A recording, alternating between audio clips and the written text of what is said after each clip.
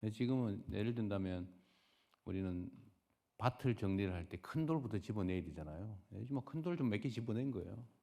그러나 이제 중간 돌도 집어내야 되고 자갈도 집어내야 되고 그렇게 해야 진짜 옥토가 되죠. 예. 그런데 우리는 큰 돌 집어내는데 다들 최적화돼 있어요.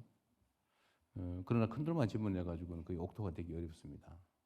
그러니까 여기 현장에 계신 여러분들이 좀 통로를 만드셔 가지고 뭐 일상적으로 하고 있을 걸로 보이지긴 하는데 통로를 좀 만들어서 좀 일상적으로 제한도 좀 받고 필요한 제도 중에서 예를 들어 입법이 필요하다 그러면 그거야 뭐 국회를 통해서 해야 되지만 뭐 시행령이든 규칙이든 지침이든 뭐 아니면 단순한 지시사항으로 필요하다면 딱 즉시 할 수 있는 것들은 바로바로 처리할 수 있지 않습니까? 예를 들면 구조적인 문제, 입법이 필요한 문제는 정말 어렵죠. 뭐 야당이 반대해서 뭐 시끄럽고 막 언론들도 또는 뭐 기업들도 예를 들면 반발 많이 하잖아요. 왜냐하면 당장 불편하니까 지금까지가 편했는데 그러나 우리가 예를 들면 어떤 제도 개혁을 해서 저는 초기에 뭐 반대하던 이러면 뭐 기업 망한다, 뭐 외국인 자본 다 탈출한다, 뭐 이러면 주식시장 다 막 망한다 이렇게 주장을 했거나 아니면 그렇게 믿었던 사람들이 아니네, 바꾸니 훨씬 낫네. 예를 들면 수술 받기 싫어가지고 막 버티다가 아프다고 수술하고 나니까 훨씬 건강하고 좋으니까 수술 잘했네 그런 생각이 들잖아요. 사회적 개혁도 사실 똑같은 문제거든요.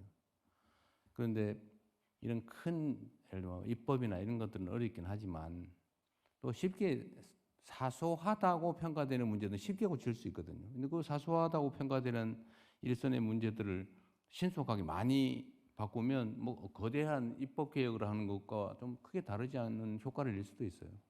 그래서 저는 정말 지금부터도 계속 많이 찾아내야 된다고 보죠.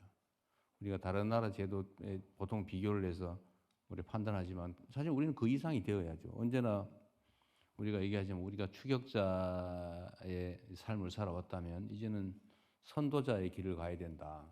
그러려면 다른 나라가 어떻게 또 뭐 다른 시스템이 얼마나 훌륭한가를 벤치마킹하는 건 그건 너무 당연하고 그걸 더 넘어서서 다른 나라들이 추종할 수밖에 없는 그런 시스템을 만들어야 비로소 우리가 코리아 프리미엄이라고 하는 게 가능해지죠.